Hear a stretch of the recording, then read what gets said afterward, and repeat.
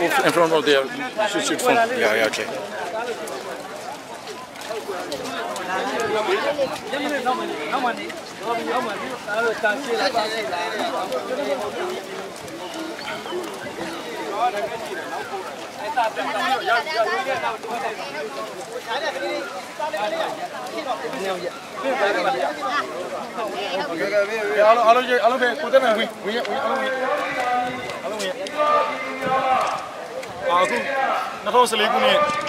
July 19ရက်69နှစ်မြောက်အာဇာနည်နေ့ခမ်းနားအတွက်ကျွန်တော်တို့မျိုးဆက်တွေကလေးသူငယ်လေးများကိုခေါ်ဆောင်ပြီးတော့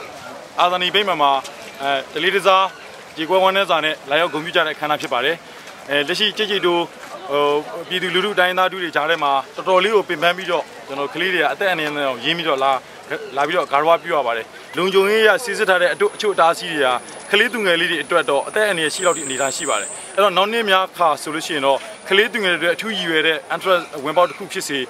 တခြားသောဒီလုံခြုံရေးအစီအမံမျိုးဖြစ်စေဆောင်ရွက်ပေးပါလို့ပထမဆုံးပြောကြားချင်ပါတယ်ဒုတိယတစ်ချက်ကတော့လက်ရှိဒီစိုးရအဖွဲ့ခေါင်းဆောင်တွေကပြည်သူလူထုအပေါ်မှာဘာပြောဖြည်းဖြည်း liberalize လုပ်ပေးလာတဲ့ရှော့ချဖြေလျှော့ပေးလာတာကိုကျွန်တော်တို့ကြိုးစားပါတယ်ဒါပေမဲ့ဖြေလျှော့ပေးတဲ့အချိန်ကြီးနှင်းနေလုံးအားကြီးပါတယ်ကျွန်တော်တို့တွေဟာမျိုးဆက်တစ်တွေကိုအခုချိန်ကတည်းကတိကျမှန်ကန်ပြတ်သားတဲ့လမ်းတွေ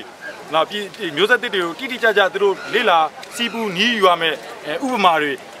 အုံမြစ်တွေကိုကျွန်တော်ချပေးတင်ပါတယ်တဖြည်းဖြည်းဖြေလျှော့နေတဲ့ဥစ္စာတွေလုံနေနေတဲ့ကလေးတွေအသက်တွေကြီးပြင်းလာပါပြီသူတို့တွေလိုအပ်တဲ့ဇာတိတပိုင်းဆိုင်ရာအတွေးခေါ်ပိုင်းဆိုင်ရာခံယူချက်ပိုင်းဆိုင်ရာယုံကြည်ချက်ပိုင်းဆိုင်ရာနဲ့မျိုးဆက်ဟောင်းတွေဖြစ်တဲ့တက်ကြီးပိုင်းတွေပေါ်မှာထားရှိတယ်သူတို့သဘောထားနဲ့ပတ်သက်ပြီးတော့ကျွန်တော်တို့ပြည်တော်စုအနာဂတ်တစ်ခုလုံးရှေ့ရှုတဲ့လုံးဝခြုံငုံမိတဲ့ပြည်ပြောင်းလဲမျိုးဖြစ်အောင်ဆိုရဖွဲ့ကအခုတည်းကစေတနာနဲ့ဒီနိုင်ငံတကာတိုးတက်ပြောင်းလဲသွားတဲ့ဆီယနာရှင်ခေတ်ကနေဒီမိုကရေစီခေတ်ကိုပြောင်းလဲသွားပြီးတော့နိုင်ငံတွေကအတွေ့အကြုံတွေမိယူပြီးတော့ဒီကျွန်တော်တို့အမြန်ဆုံးပြုစုပေးပါအမြန်ဆုံးမြေတောင်မြောက်ပေးပါဒီတိုင်းတဖြည်းဖြည်းအီလေသွားနေသမျှတော့ကျွန်တော်နိုင်ငံဟာဒီ